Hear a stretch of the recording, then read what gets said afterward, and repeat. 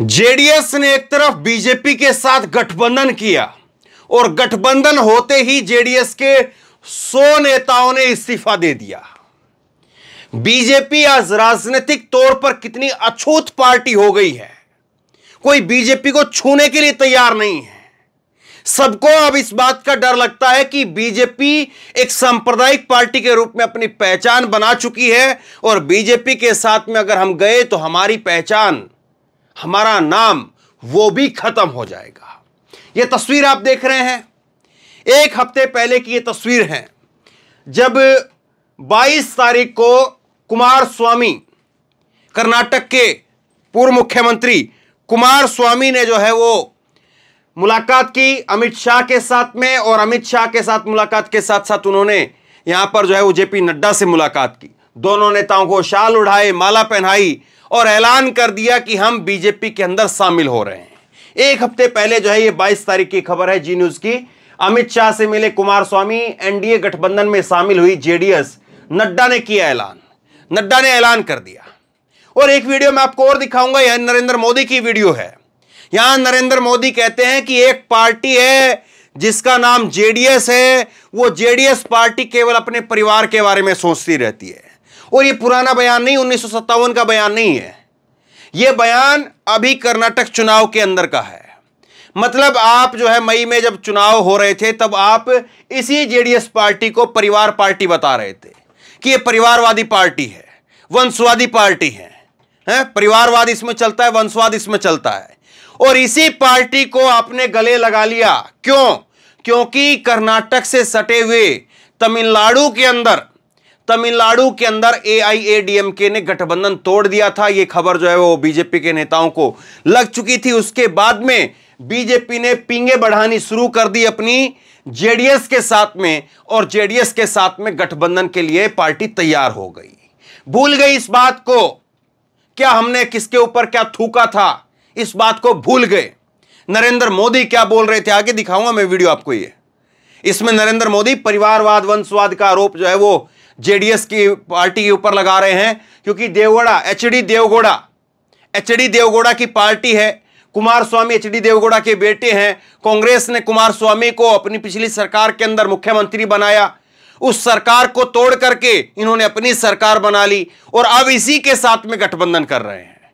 जिस कुमार स्वामी को मुख्यमंत्री पद से हटाया, किसने हटाया? बीजेपी ने कुमार स्वामी को मुख्यमंत्री पद से हटाया, और आज मुख्यमंत्री पद से हटाने वाले ही उनको आज गठबंधन के अंदर शामिल कर रहे हैं। लेकिन यह बात जेडीएस के नेताओं को ठीक नहीं लगी और जेडीएस के 100 से अधिक नेताओं ने इस्तीफा दे दिया। इस्तीफों की झड़ी लग गई है। बीजेपी से हाथ मिलाना जेडीएस को पड़ रहा है भारी। 100 से अधिक नेताओं ने इस्तीफा दे दिया है। जागरण की खबर देख लीजिए, तब तो यकीन करेंगे अंधभक्त। दैनिक जागरण की भी खबर है, कर्नाटक में बीजेपी से हाथ मिलाते ही जेडीएस में लगी इस्तीफों की झड़ी। पार्टी उपाध्यक्ष समेत कई नेताओं ने इस्तीफा दिया। तो आगे मैं आपको दिखाता हूं किस किस नेता ने जो इस्तीफा दिया है, और उसके बाद में जो बयान निकल करके सामने आया कुमार स्वामी का वो भी सुनिएगा, और उसके साथ साथ जो बयान निकल करके सामने आया है ये आपका जो है वो एचडी देवगौड़ा का, वो भी मैं आपको सुनाऊंगा। लेकिन उससे पहले आप नरेंद्र मोदी साहब को सुनिए, नरेंद्र मोदी साहब को सुनिए। और नरेंद्र मोदी साहब क्या कह रहे हैं सुनिए जरा। ये परिवारवाद बता रहे हैं और इसी परिवारवाद को अपनी पार्टी में ले लेते हैं, सुनिए। दूसरी तरफ कर्नाटका में एक पार्टी जेडीएस भी है। ये पार्टी भी पूरी तरह से एक परिवार की प्राइवेट लिमिटेड पार्टी है। इस पार्टी के बड़े चेहरे अपनी सारी ताकत अपने परिवार को बसाने में ही खर्च कर रहे हैं। पार्टी से जुड़ी ज्यादातर हेडलाइन यही होती है कि परिवार के किस सदस्य का पलड़ा भारी है।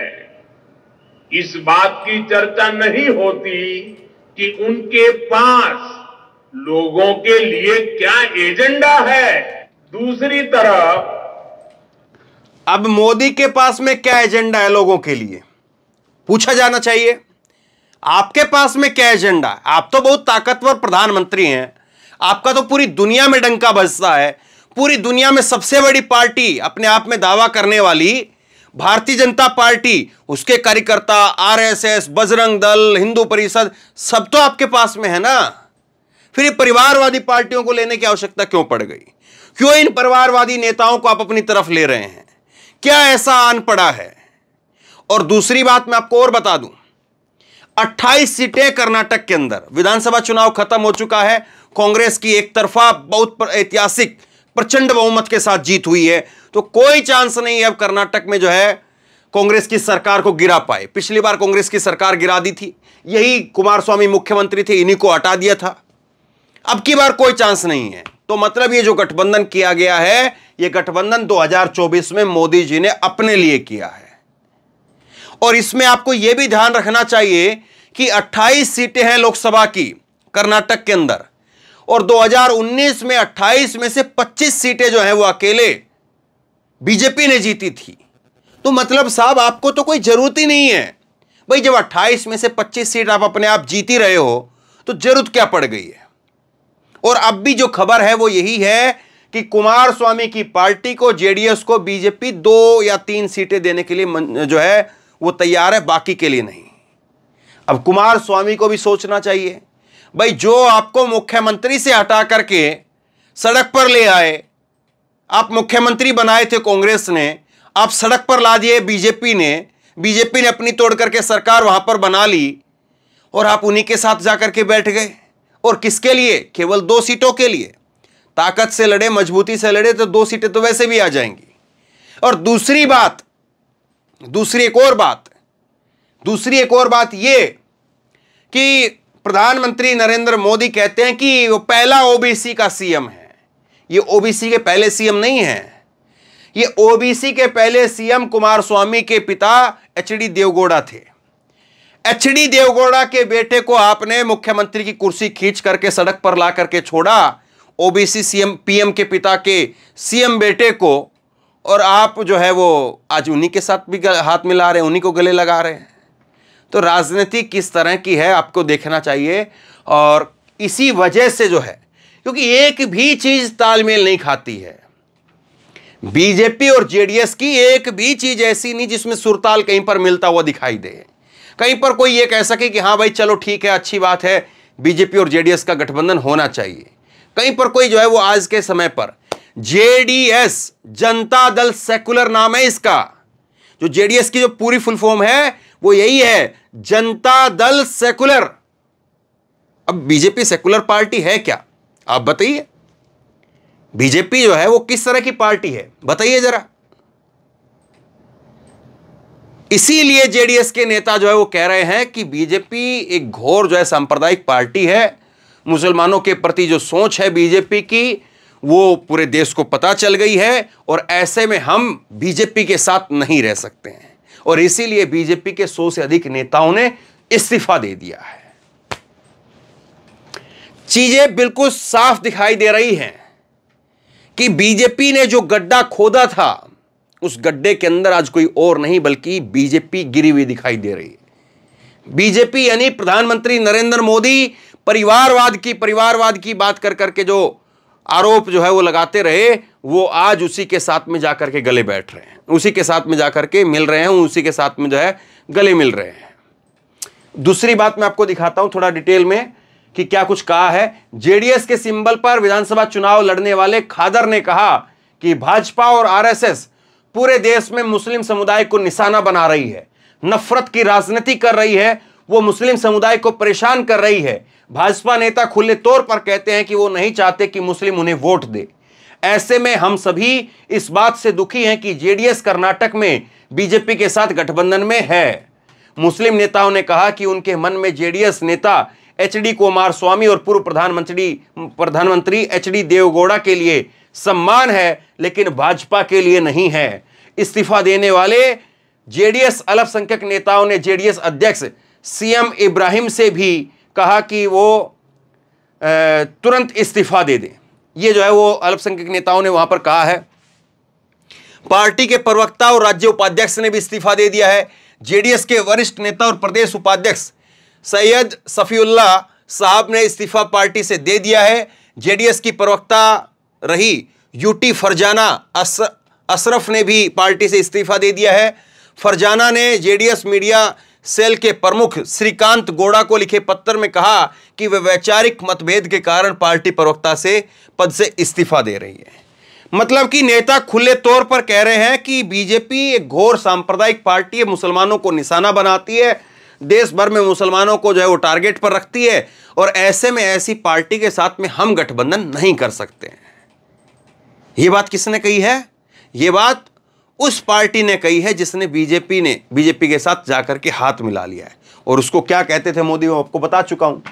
अब इसके बाद आगे देखिए, जब कुमारस्वामी एचडी देवगौड़ा से पूछा गया तो एचडी देवगौड़ा क्या कहते हैं, कर्नाटक में बीजेपी के साथ गठबंधन से जेडीएस नेता नाराज। पूर्व पीएम देवगौड़ा बोले, सभी की राय लेने के बाद लिया है फैसला, सत्ता का भूखा नहीं। अब सत्ता का भूखा है या नहीं है वो आपके सामने है। देवगौड़ा ने क्या सबकी राय ली है या नहीं ली है, ये आपके सामने है। अगर देवगौड़ा साहब ने राय ली होती तो 100 से अधिक नेता क्यों इस्तीफा देते, क्यों आपके उपाध्यक्ष इस्तीफा देते, क्यों आपके प्रवक्ता इस्तीफा देते? आप बताइए, सबकी राय कहां पर दिखाई दे रही है?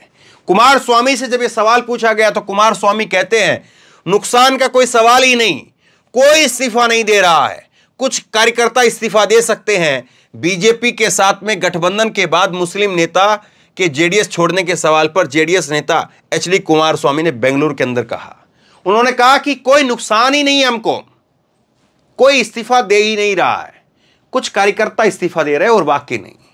उपाध्यक्ष में कार्यकर्ता में आते हैं कि मालूम नहीं, आपके पार्टी प्रवक्ता आपके कार्यकर्ताओं में आते हैं, मालूम नहीं। तो ये चीजें हैं। उसके बाद में कुछ और देखिए, इसके साथ में एक बड़ी चीज और क्या हुई है, एक बड़ी चीज इसके साथ ये हुई है कि कर्नाटक में बीजेपी और जेडीएस ने जब गठबंधन किया तो उसके बाद में केरल की जो यूनिट है जेडीएस की, उसने तो पूरी यूनिट ने ही साफ तौर पर मना कर दिया कि हम बीजेपी के साथ नहीं जाएंगे। पूरी यूनिट ने, जो एक राज्य की इकाई होती है जिसमें राज्य का अध्यक्ष होता है, राज्य के और उपाध्यक्ष होते हैं और नेता होते हैं, पूरी यूनिट ने कह दिया कि हम बीजेपी के साथ नहीं जाएंगे। और कर्नाटक और केरल में कोई 500 किलोमीटर का अंतर नहीं है, दोनों राज्य सटे हुए राज्य हैं।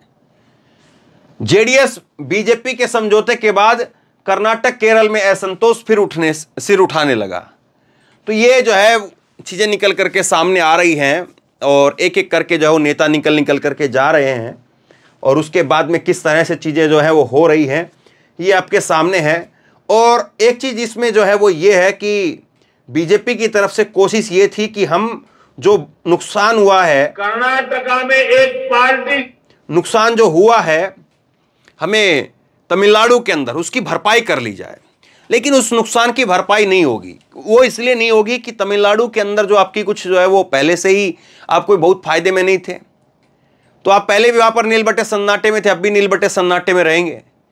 और कर्नाटक में जो है वो जेडीएस को साथ ला करके कितना फायदा होगा कितना नुकसान होगा, इसको मैं 2 लाइनों में बता देता हूं। वो इसलिए कि कर्नाटक में जो 2 बड़े वोट बैंक है, एक वोट बैंक है लिंगायत और दूसरा है वोकालिंगा।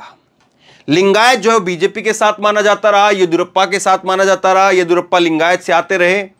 और वोकालिंगा जो है वो यहां पर माना जाता रहा कि वोकालिंगा वो समुदाय जो है वो उसमें काफी हद तक जो है वो सेंधमारी है, ये जेडीएस की मुस्लिम वोट जो है वो भी जेडीएस की तरफ चले जाते हैं। लेकिन इस बार का जब विधानसभा चुनाव हुआ तो विधानसभा चुनाव के अंदर पूरी तरह से स्थिति साफ हो गई कि ना तो लिंगायत वोट जो है वो बीजेपी को गया, ना जो है वो वोकालिंगा वोट वो बीजेपी की तरफ गया, और ना मुस्लिम वोट जो है वो बीजेपी की तरफ गया। सारा वोट कांग्रेस की तरफ चला गया, और सारा वोट कांग्रेस की तरफ चला गया। इसीलिए कांग्रेस की वहां पर ऐतिहासिक जीत हुई है। और अब कांग्रेस वहां पर 28 में से 21 का टारगेट लेकर के चल रही है कि 28 सीटें हैं, 28 सीटों में से इस बार 21 सीटें जीतनी हैं। और वहां पर आप मत भूलिए कि सिद्धरामैया हैं, वो अपनी जगह पर है, लेकिन सिद्धरामैया के साथ साथ वहां पर एक और शख्स है, और वो बीजेपी के लिए बहुत परेशानी पैदा कर रहे हैं।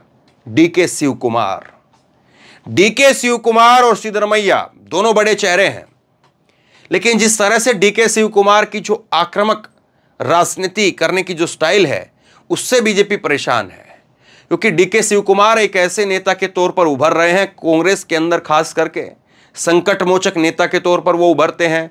कहीं पर पार्टी को कोई दिक्कत होती है तो शिव कुमार जो है वो बचाते हैं, कहीं पर बीजेपी का जो दिल्ली नेतृत्व है वो परेशान करता है या एजेंसियां परेशान करती है तो डीके शिव कुमार रिजॉर्ट के अंदर अपने विधायकों को जो है वो काबू में करते हैं, कंट्रोल में करते हैं।